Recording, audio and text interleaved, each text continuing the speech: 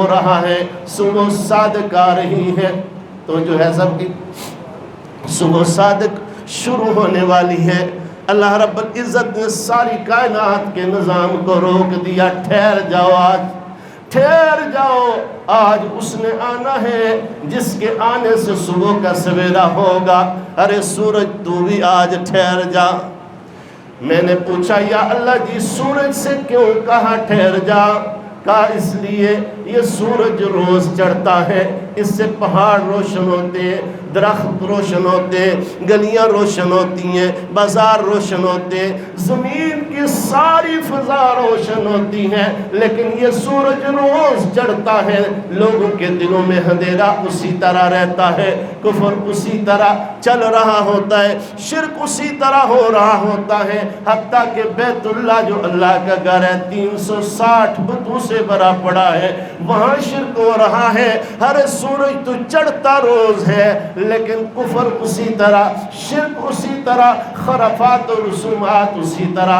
آج میں نے نبوت کا سورج بھیجنا ہے، اس سراج منیر کو بھیجنا ہے، جو سراج منیر آئے گا دنیا کی بھی روشن کر دے گا، دنیا والوں کے دلوں کو بھی روشن کر دے گا۔ وہ آئے گا، شرک کا اندھیرا ختم، ظلم کا اندھیرا ختم، کفر کا اندھیرا ختم، بدعات کا اندھیرا ختم، ظلم کا اندھیرا ختم، جھوٹ کا اندھیرا ختم، جہالت کا اندھیرا ختم۔ فرمایا وہ آنے والا آئے گا، قد جاءکم من اللہ نور و کتاب مبین۔ اس کا نور نبوت ایسا ہوگا، وہ کتاب ایسی لے کے آئے گا، سارے کے سارے اندھیرے ختم کر کے روشنیاں پھیلا دے گا۔ فرمایا اس کی روشنیاں ایسے ہوں گی، جامع مسجد جہلم میں بیٹھنے والے 1445 سال بعد اس کا ذکر کر کے اپنے ایمان کو، اپنے دلوں کو ایمان کے نور سے منور کریں گے۔ ارے چاند تو ٹھہر جا، آج ساری کائنات کا نظام رک جائے، اس لیے کہ میرے محبوب نے آنا ہے۔ حضرت ام عثمان فرماتی ہیں میں سیدہ آمنہ کے پاس ہوں، سیدہ آمنہ کا گھر اس دن، جس دن سوار والا دن تھا، 12 ربیع الاول تھی، فرمایا صبح صادق کا وقت تھا، اندھیرا تھا، اس دن آمنہ کے گھر میں چراغ بھی نہیں تھا، چراغ کے اندر ڈالنے کے لیے تیل بھی نہیں تھا، روشنی کا انتظام کوئی نہیں تھا۔ یا اللہ آج ساری کائنات کا امام آ رہا ہے، دونوں جہان کا سردار آ رہا ہے، یا اللہ آج اس کی ماں کے پاس چراغ اور تیل کیوں نہیں؟ اللہ نے فرمایا یہ جو آنے والا ہے میں بتانا چاہتا ہوں چراغ اور تیل کا محتاج نہیں، اس آنے والے کا نور نبوت اتنا ہے، مشرق مغرب شمال و جنوب سے روشن ہو جائے گا۔ کہہ دیجئے سبحان اللہ۔ یہ آنے والا اتنا اعلیٰ ہے۔ حضرت ام عثمان فرماتی ہیں جو ہی حضور دنیا میں تشریف لائے، آپ کے تشریف لانے سے ایسا نور نکلا، فرمایا میں نے اور آمنہ نے شام کے محلات روشن دیکھ لیے۔ اب مکہ میں محلہ بنی شیب ہاشم میں ولادت ہوتی ہے سرکار کی، نور نبوت سیدنا عبد المطلب کے گھر میں نکلتا ہے، لیکن روشنی اتنی پھیلتی ہے، نور اتنا پھیلتا ہے، مکہ میں بیٹھ کے شام کے محلات نظر آتے ہیں، بصرہ شہر میں چلنے والے اونٹ کی قطاریں، ان کی کوہانیں نظر آتی ہیں۔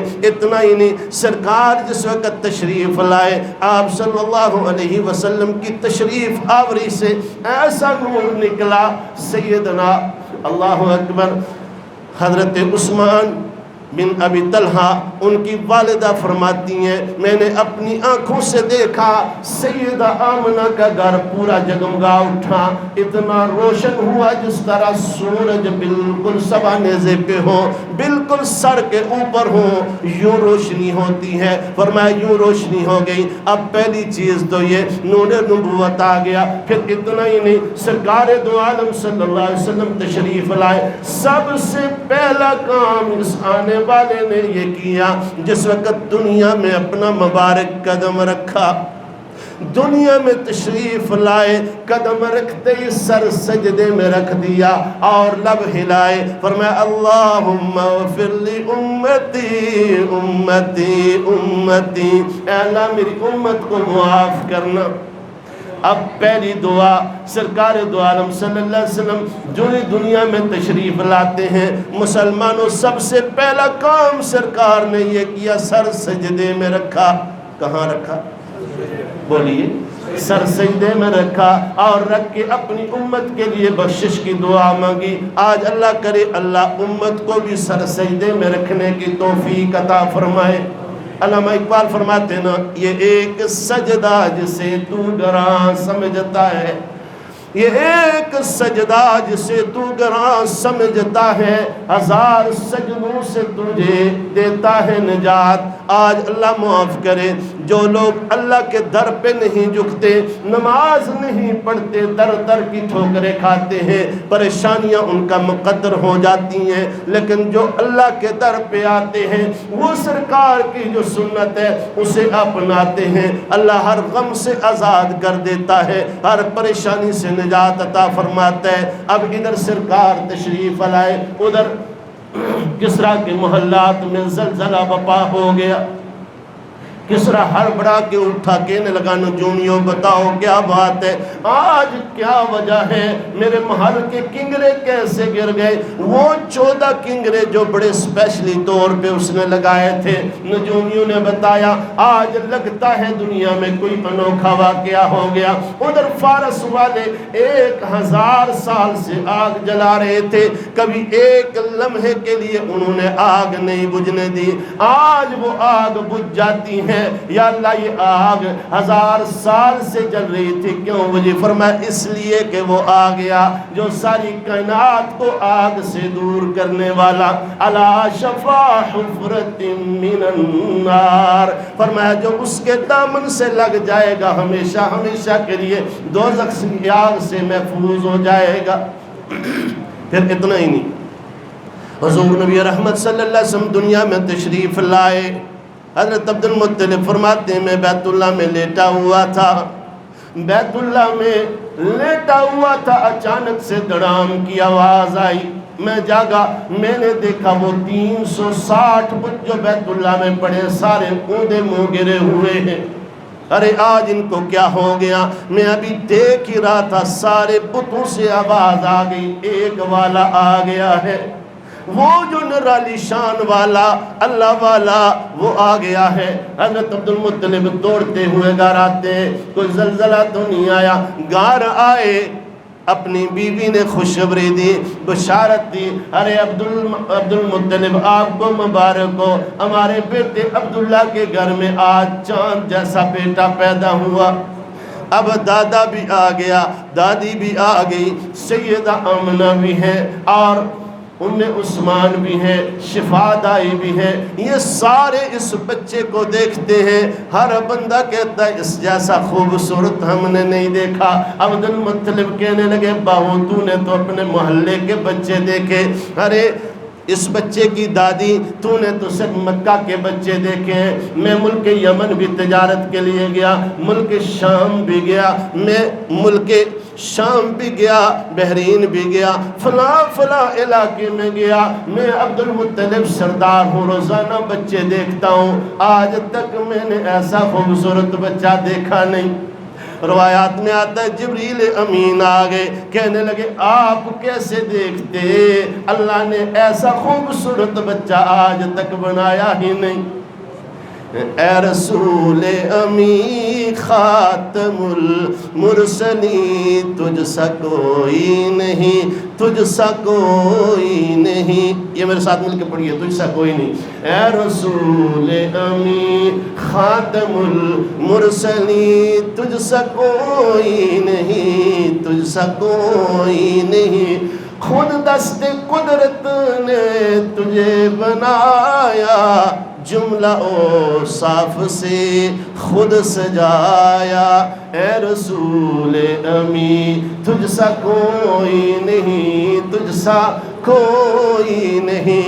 اب سارے یہ باتیں کر رہے ہیں، عبد المطلب فوراً اپنے پوتے کو اٹھاتے ہیں، اور فوراً لے کے بیت اللہ کا طواف کرتے ہیں اور کہتے ہیں اللہ یہ جو میرا پوتا ہے نا، آج میں اس کو بیت اللہ کا طواف کر کے تجھ سے دعا مانگتا ہوں، یا اللہ اس بیٹے کے بخت بڑے اونچے کرنا، یا اللہ اس کا باپ نہیں ہے، اس پہ رحمت کا سایہ کر دینا۔ اللہ رب العزت نے ندا دی ہوگی عبد المطلب تو نے اس کے لیے رحمت مانگی ہے، یہ تیرا پوتا اتنا اعلیٰ ہے کہ اس کو میں نے سارے جہان کے لیے رحمت للعالمین بنایا ہے۔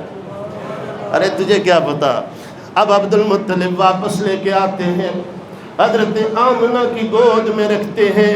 حضرت آمنہ اپنے بچے کو دیکھتی ہیں، بے ساختہ بچے کو دیکھا، اپنا خامد یاد آ گیا، آنکھوں میں آنسو آ گئے، کاش آج عبداللہ ہوتا۔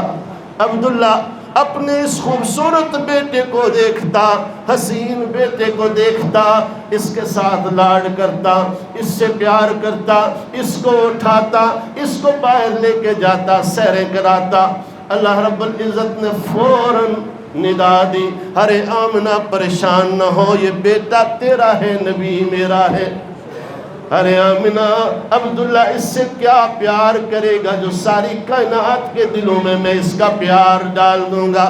ارے آمنہ یہ بچہ ایسا ہے، تو کہتی ہے اس کا باپ ہوتا، اس کو لے کے جاتا، اس کو کھلاتا، میں اللہ رب العزت اس کے لیے ایسا انتظام کروں گا، آسمان کے چاند کو اس کا کھلونا بنا دوں گا، یہ زمین پہ بیٹھ کے انگلی کا اشارہ کرے گا، چاند کو دو ٹکڑے کر دوں گا۔ ارے آمنہ تو کہتی ہے اس کا باپ ہوتا، اس کے چہرے کی تعریف کرتا، میں عرشوں سے اس کے چہرے کی تعریف کروں گا۔ والضحیٰ، اے محبوب مجھے تیرے چہرے کی قسم، اس کی زلفوں کی میں تعریف کروں گا۔ ارے آمنہ یہ ایسا بیٹا میں نے تجھے عطا کیا، اس جیسا میں نے کائنات میں کوئی بچہ۔ آمنہ سے عبد المطلب آگے ہو کے پوچھتے ہیں، ارے بیٹا بتاؤ نا، بڑا خوبصورت بچہ ہے، کیا نام رکھیں اس کا؟ سیدہ آمنہ رو کے عرض کرتی ہیں، ابا جان خواب میں جس وقت یہ بچہ پیدا ہونے لگا پہلے ہی مجھے اشارہ کیا گیا، ارے اس کا نام احمد رکھنا، اس کا نام احمد رکھنا۔ حضرت آمنہ نے جب بتایا احمد رکھنا، عبد المطلب کہنے لگے، ارے آمنہ تجھے احمد بتایا گیا، مجھے خواب میں بتانے والے نے بتایا اس کا نام محمد رکھنا صلی اللہ علیہ وسلم۔ اب دونوں نام حضور کے، احمد بھی محمد بھی۔ احمد وہ جو ساری کائنات سے زیادہ اپنے رب کی تعریف کرے۔ احمد کسے کہتے ہیں؟ بس آخری باتیں کرتا ہوں، پریشانی ہے نا، صرف 2 منٹ میں کوشش کرتا ہوں گفتگو انشاءاللہ مکمل کرتا ہوں۔ احمد کسے کہتے ہیں؟ ساری کائنات سے بڑھ کے جو رب کی تعریف کرے۔ اور محمد اسے کہتے ہیں، محمد صلی اللہ علیہ وسلم، محمد اسے کہتے ہیں جس کی سارا جگ تعریف کرے، سارا جگ جس کی تعریف کرے، انبیاء بھی تعریف کرے، اولیاء بھی تعریف کرے، صدیقین و شہداء بھی تعریف کرے، علماء و اصفیاء بھی تعریف کرے، پڑھے لکھے ان پڑھ بھی جس کی تعریف کرے، ساری کائنات جس کی تعریف کرے، حتیٰ کہ اپنے تو اپنے تعریف کیا ہی کرتے ہیں، بیگانے بھی جس کی تعریف کرے اسے محمد کہتے ہیں۔ بلکہ صاحب مفردات نے تو بڑا عجیب معنی کیا، فرمایا محمد الذی یحمد مرۃ بعد مرۃ، فرمایا محمد اسے کہتے ہیں ہر آنے والا دن جس کی تعریف میں اضافہ کرے اسے محمد کہتے ہیں۔ اور اہل لغت نے کیا کہا؟ فرمایا محمد اسے کہتے ہیں جس کے ساتھ جس کی بھی نسبت ہو جائے وہ بھی قابل تعریف ہو جائے، جس کے ساتھ جس کی بھی نسبت ہو جائے، قیامت تک آنے والی جس چیز کی نسبت حضور کے ساتھ ہو جائے وہ قابل تعریف ہو جائے، اسے کیا کہتے ہیں؟ محمد کہتے ہیں۔ 2 نام اللہ نے ایسے رکھے ہیں جن جیسا کوئی اور نام نہیں ہے۔ ایک نام اللہ رکھا ہے، پیار سے کہیے اللہ۔ اب یہ اللہ نام ایسا رکھا ہے کہ جس کی ڈائریکشن ساری کی ساری اوپر ہے، جب لکھتے ہم تو اس کا ہر لفظ ہر حرف اوپر کی طرف جاتا ہے، اور اس میں یہ خاصیت ہے کہ اللہ کا معنی پھر اللہ کا الف ہٹا دے للہ اس کا معنی، پھر ایک لام ہٹا دے لہو بنے اس لہو کا معنی، پھر صرف ہا رہ جائے اس کا بھی معنی ہے، یعنی ایک ایک حرف اللہ کے لفظ کا اس کا معنی نکلتا ہے، اس کا مطلب نکلتا ہے۔ اسی طرح اللہ نے اپنے محبوب کا نام رکھا محمد، محمد قابل تعریف، اور جس وقت میم ہٹا دے پیچھے بچتا ہے حمد، حمد کہتے ہیں مجسمہ تعریف کو، ہا بھی ہٹا دیں پیچھے بتا مد، مد کہتے ہیں کھینچنے والے کو، جیسے ہم کہتے ہیں فَبِأَيِّ آلَا، لا کو لمبا کر کے فَبِأَيِّ آلَاءِ رَبِّكُمَا، کھینچنے والا۔ فرمایا یہ وہ ہے جو دوزخ سے کھینچ کے لوگوں کو جنت کی طرف لے کے جاتا ہے، مد اسے کہتے ہیں، محمد کی مد۔ فرمایا جو برائی سے کھینچ کے نکال کے نیکی کی طرف لے کے جانے والا۔ اور آخری بچا حرف دال، اب دال کسے کہتے ہیں؟ الدال علی الخیر، عربی میں کہتے ہیں دال اس لفظ کو جو ہر ایک خیر کا مجسمہ ہو اور جس کے ساتھ جو بھی جڑ جائے وہ خیر بن جائے۔ محمد صلی اللہ علیہ وسلم کا نام اللہ نے ایسا رکھوایا، ایک ایک حرف اس کا قابل تعریف ہے، بتا دیا میں نے یہ الہامی نام رکھا ہے اور اپنے نبی کا نام ایسا رکھا ہے، ایک ایک حرف اس کا اپنے اندر معنی رکھتا ہے۔ ارے لوگوں جو اس نبی کے ساتھ جڑ جائے گا وہ بھی با معنی بن جائے گا، اور جو نبی سے کٹ جائے گا دونوں جہانوں میں رسوا ہو جائے گا۔ اللہ مجھے آپ سب کو حضور کی سچی غلامی نصیب فرمائے۔ وما